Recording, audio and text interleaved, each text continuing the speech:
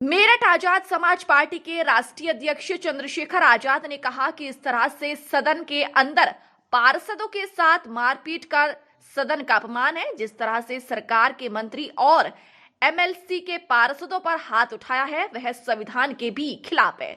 उन्होंने कहा कि अगर मंत्री और एमएलसी के खिलाफ मुकदमा नहीं हुआ तो सभी संगठन मिलकर एक साथ विरोध करेंगे।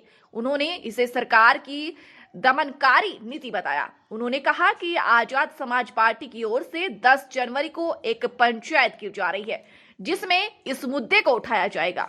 उन्होंने कहा कि दोनों पार्षदों की ओर से भ्रष्टाचार के मामले को सदन में उठाया गया, इसके चलते उनके साथ ये व्यवहार किया गया।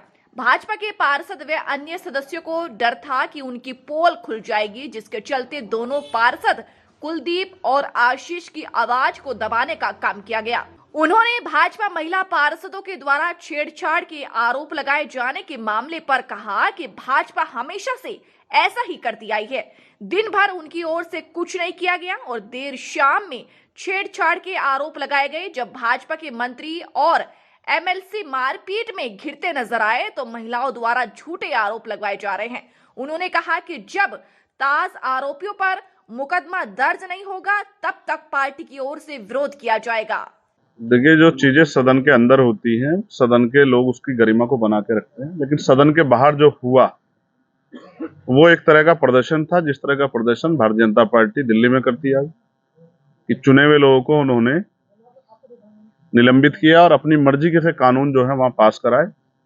लोकतंत्र की हत्या जो है सरेआम की और संविधान को कुचलते हुए उन्होंने जो है इस दमन कार्रवाई को आगे बढ़ा। वही सीख लेके मेरठ के जो हमारे मेयर और जो मेरठ में भाजपा जुड़े नेता, चाहे वो मंत्री जी हों सोमेंद्र तोमर जी, चाहे वो धर्मेंद्र भारद्वाज जी हों जो एमएलसी हैं, या मैं उनकी पार्टी के महानगर के नेता या उनके पार्षद, जिस तरह का दमन कल उन्होंने यहाँ किया, मैं जाति धर्म से ऊपर उठ के इस बात को राजनीति से भी ऊपर उठ के कह रहा हूं। ये एक तरह का प्रदर्शन है जिसकी शुरुआत कल यहाँ हुई है।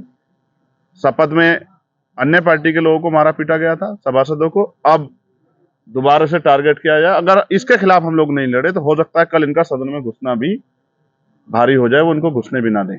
और हो सकता है, मैं धन्यवाद दूंगा दोनों सम्मानित पार्षदों को जो इस लड़ाई को लड़ रहे हैं, क्योंकि जिस तरह से वहां निलंबन हुआ इनका भी निलंबन हो सकता है। लेकिन मुझे दुख इस बात का हुआ कि कल जब मेरी कुलदीप से बात हुई, उन्होंने मुझे जो घटना बताई, और उन्होंने एक घटना ये बताई कि जिस तरह से हमें मारने पीटने के बाद थाने में बंद कराया, हमारे कपड़े फाड़े गए, हमें जाति सूचक गालियां दी गई, और उसके बाद थाने पे जिस तरह से पुलिस की मौजूदगी में, पुलिस के रहते जिस तरह से भाजपा के लोगों ने प्रदर्शन किया और वो जिस तरह की शब्दों का प्रयोग कर रहे थे, तो उन्होंने मुझे बताया कि भाई कल अगर पुलिस अपनी जिम्मेदारी अदा ना करती, पुलिस पे सब लोगों का, मेरठ की क्रांति धरती का दबाव ना होता, तो कल हमारी जली हुई लाश कहीं नाले वाले से बरामद होती, क्योंकि वो बार बार चिल्ला रहे थे कि इनको बाहर निकालो जाति सूचक गाली देते हुए, और इन पे पेट्रोल छिड़क के आग लगा दो। इनको बताओ सदन में कैसे बोला जाता है। तो मैं समझता हूं जनता ने इनको इसलिए चुन के भेजा है कि उनकी आवाज उठाएं, जो भ्रष्टाचार है उसके खिलाफ बोलें और जनता के हितों को कार्य करें। तो ये लड़ाई पार्टी की नहीं है, खाली कुलदीप की नहीं है, हम सब लोग, आशीष की नहीं, हम सब लोग इनके साथ हैं। और हर पटल पे जो हमारे साथी हैं वो सदन में और सड़कों पे भी हम इस लड़ाई को लड़ेंगे, और जब तक उनके खिलाफ मुकदमे होंगे, उनको जेल नहीं भेजा जाएगा, हम लोग इस लड़ाई से पीछे नहीं हटेंगे। उनका संरक्षण करना भी हम पुलिस से भी कहेंगे, जिम्मेदार निभाएं, इनका संरक्षण करें। उनको भय है, उन्होंने मीडिया के साथियों के सामने बताया कि उनकी जान खतरा है, और मैं भी ये समझता हूं कि उनकी जिंदगी का भय बना हुआ है। इसलिए भीम आर्मी, आजाद समाज पार्टी और सभी दलों के नेताओं से मैं कहूंगा कि वो नजर बना के रखें कि इनके साथ कोई अप्रिय घटना ना घट जाए।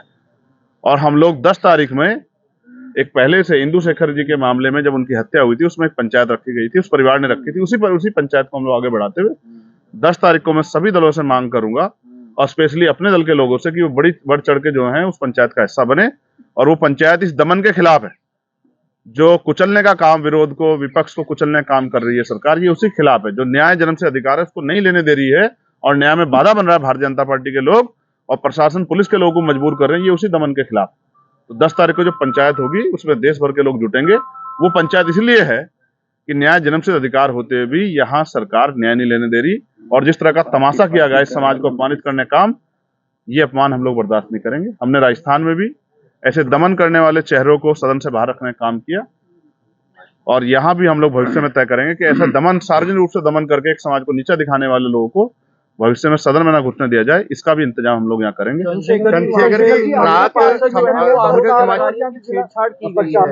बीजेपी के पार्षद सामने आई थी प्रेस कॉन्फ्रेंस की, उन्होंने कहा कि उनके साथ में अभद्र भाषा का प्रयोग। मुझे इस बात का बहुत खेद है कि भारतीय जनता पार्टी पे इसके अलावा कोई हथियार नहीं। आप ये महसूस करो, भारतीय जनता पार्टी की सरकार है, उनका सब कुछ है, तो ये घटना रात को 7 बजे क्यों सामने आई? दिन में इतना बड़ा बवाल हुआ जब ये इनकी सार्वजनिक वीडियो वायरल होगी, पिटने छिटने की, अपमान की वीडियो वायरल होगी, तभी भारतीय जनता पार्टी की हथियार क्यों मिला? मैं आपको पूर्ण रूप से कहना चाहता हूं, पूरी जो रिकॉर्डिंग है वो मीडिया के पास भी मीडिया को मिल जाएगी सदन में से, और कुछ लोगों के पास होगी भी। आप सब जानते हैं कि वहां क्या हुआ। और मैं, क्योंकि डॉक्टर बाबा साहब अम्बेडकर को मानने वाले लोग हैं, चौधरी चरण सिंह जी को मानने वाले लोग हैं, उन तमाम लोगों को मानने वाले लोग जो महिलाओं का सम्मान करते। बाबा साहब ने तो कहा, मैं किसी भी समाज की तरक्की, किसी भी देश प्रदेश की तरक्की उस समाज में रहने वाली महिलाओं की तरक्की से मापता हूं।